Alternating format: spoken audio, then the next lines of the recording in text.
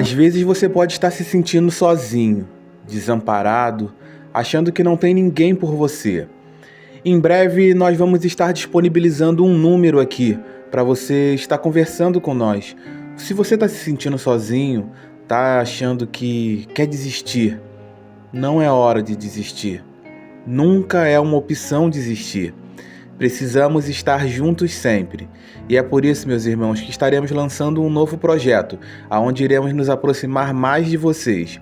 E você que está passando por um momento difícil, nós poderemos lhe ouvir e lhe dar uma palavra amiga, e que assim você possa entender que a vida é preciosa demais e não podemos nunca dar um fim. Precisamos nos conscientizar disso. É por isso que Cartas Psicografadas no dia de hoje vem relatar uma história que nos chocou demais. Foi um momento que muitas pessoas não acreditaram que uma mãe poderia ter feito o que ela fez. E seus filhos estavam todos contentes, alegres, porque não sabiam que o esperava. Cartas Psicografadas apresenta A Covid Não Me Matou. Talvez fosse difícil estar aqui hoje, mas nem tanto. Eu e meus 2 irmãos desencarnamos junto com a minha mãe. Sim, todos fomos juntos. Numa sequência bem rápida, todos entramos em um momento de tristeza e de profunda dor. Foi isso que aconteceu. Assim eu posso decifrar para vocês os momentos e as horas que antecederam tudo isso. Mas antes quero relatar para vocês umas coisas importantes. Minha família era constituída por eu, meus 2 irmãos e minha mãe. Éramos só nós. Éramos um pelo outro. Estávamos sempre prontos para ajudar o outro quando precisasse. Se alguém adoecia, o outro estava ali para poder olhar por ele. Éramos trabalhadores, mesmo que fôssemos crianças. Todos os dias mamãe fazia os seus salgados e saíamos para a rua para vender. Era até que divertido, porque estávamos em família, então não era uma coisa chata. Algumas pessoas criticavam, diziam: criança não pode trabalhar, criança tem que estudar. Mas se estudássemos só, passaríamos fome. Sim, mamãe precisava da gente, então a gente estava sempre pronto para ajudar. E estudávamos também, não deixávamos de ir à escola e não deixávamos de fazer os deveres de casa. Sempre fazíamos tudo. As pessoas às vezes se metiam na nossa vida, mas não sabiam o que a gente passava. Isso acontece muito.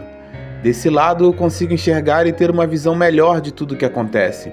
As pessoas não querem lhe ajudar. Elas apenas querem se intrometer na sua vida para que assim elas possam ter uma relação direta no momento que você for afetado, tanto pela palavra amiga como também pela palavra que quer lhe ofender. Não importa, eles só querem falar. As pessoas olhavam à nossa volta e sempre se surpreendiam. Algumas pessoas até nos parabenizavam. Que bonito, tão pequeno e já estão ajudando a mãe. Era assim, e a gente gostava quando as pessoas reconheciam e davam o nosso devido valor. Éramos uma família feliz, mas muitas coisas mudaram. A gente sabe que foi difícil essa parte. A pandemia acabou assolando o nosso país. Éramos moradores do Brasil. Foi onde nós vivemos encarnados. Vivemos no Brasil. E lá foi o único país que nós conhecemos. Não saímos de lá para nada. Também não tínhamos condição financeira, mas eu tinha sonhos de um dia poder conhecer os Estados Unidos. Era meu plano. Eu já tinha um objetivo. Vou vender muito salgado e vou separando um dinheirinho todos os meses para, quando eu tiver maioridade, conseguir viajar. Foi um plano que eu não consegui colocar em prática. As coisas mudaram pra gente. Veio a pandemia e junto com ela a crise. As pessoas já não queriam mais comprar nosso salgado. Estávamos limitados. A gente não podia sair para a rua. Não podíamos ter o mesmo contato que nós tínhamos com as pessoas. E era através desse contato que a gente conseguia vender. Então a situação começou a ficar complicada. Começamos a atrasar as contas. O mês de aluguel venceu e o dono da casa começou a ligar para minha mãe falando que precisava do dinheiro. Minha mãe explicou que estávamos numa pandemia e estava difícil, mas iria pagar. Mas ele não entendia. Disse ele que se a pandemia aconteceu para um, aconteceu para todos, e ele também estava precisando desse dinheiro. A situação foi ficando cada vez mais insustentável. Mamãe não sabia mais o que fazer. Precisávamos nos reinventar, porque não estava dando para vender na rua. Será que é possível a gente anunciar e conseguir vender assim sem ter que ir para a rua? Tentamos. Fomos para a internet. Colocamos tudo por lá. Anunciamos nossos salgados, mas era difícil. Ninguém comprava. Acho que o país inteiro está quebrado.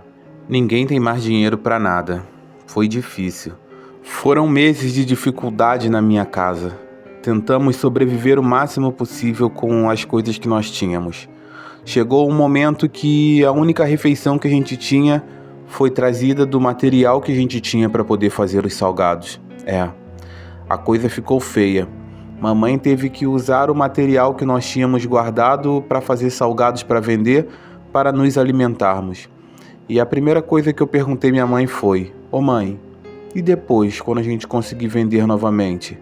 Como vamos comprar material sem dinheiro?" Mamãe disse que depois via isso. E comemos. Era tão gostoso o salgado que a mamãe fazia que esquecemos de todos os problemas. Aliás, éramos crianças, não tínhamos total noção do acontecimento, mas víamos diariamente a angústia nos olhos de nossa mãe. Ela que sempre batalhou muito por nós, fez tudo o que podia, e a gente sabe que foi muito difícil para ela. A situação foi ficando mais difícil. Chegou um momento que o dono da casa pediu a casa. Disse que nós tínhamos 10 dias para poder sair. Já havíamos atrasado alguns meses o aluguel. Mamãe disse que tudo bem, que iríamos sair. Mamãe não sabia o que fazer. Não sabia para onde íamos. Ela parecia estar bem tranquila diante disso. Mesmo sem ter para onde ir, mamãe decidiu gastar os últimos dinheiro que nós tínhamos. Comprou bolo, comprou doces, comprou muita coisa. E mamãe disse pra gente: "Tá tudo bem, mamãe conseguiu um dinheiro bom, vai ficar tudo bem." Acreditamos, ficamos felizes e nos divertimos muito naquele dia. Mamãe fez tudo que a gente gostava, comprou todos os doces que a gente adorava.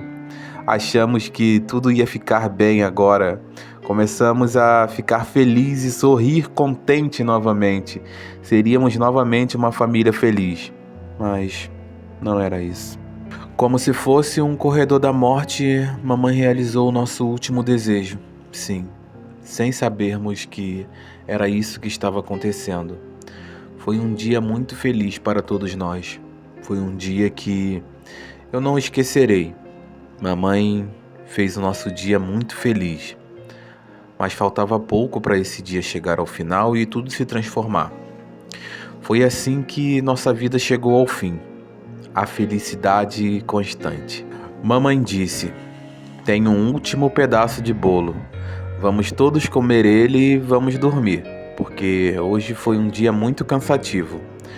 Nem aguentava comer mais, para dizer a verdade, mas estava sendo tão bom. E tínhamos mais um bolo. Mamãe partiu o bolo, colocou para todos nós e sentou à mesa também para poder comer. Comemos todos juntos. E me lembro que aquela mesa foi o último lugar que eu estive. Todos nós comemos aquele bolo e logo começamos a passar mal. Comecei a chorar e dizer para minha mãe que minha barriga estava doendo muito, que meu peito estava apertando. Mamãe que não podia me ajudar também, que, pelo que tudo parecia, também estava com os mesmos sintomas que eu. Meus irmãos também estavam passando pela mesma situação. Resumindo, foi muita dor. Além de estar sofrendo demais com as dores e com tudo que eu estava passando, foi difícil ver ainda os meus semelhantes passando pela mesma situação. Ver o sofrimento e a dor aos olhos deles foi mais difícil. Acho que fui o último a desencarnar, porque vi todos ficarem desacordados, vi todos tremendo, espumando pela boca. Talvez fosse porque eu tivesse comido menos bolo do que eles, mas não sei. Eu queria estar presente ali. Queria poder levantar eles, mas não conseguia. Não conseguia nem olhar por mim, quanto mais por eles. Entendi. Acho que vamos todos desencarnar. Vamos morrer. Foi isso que aconteceu. Acordei alguns dias depois. Já estava num lugar diferente, que chamam de Colônia de São Cristóvão. Aqui é a colônia espiritual. Olha, eu não sei como foi a transição de todos, mas posso dizer por mim. Foi difícil. Queria minha mãe. Queria estar com ela novamente. Me foi explicado que havia desencarnado, que todos desencarnamos. Mamãe acabou envenenando todos nós. Aquele último bolo realmente seria o último. Mamãe não tinha arrumado um novo dinheiro. Mamãe não tinha conseguido um novo emprego. Não.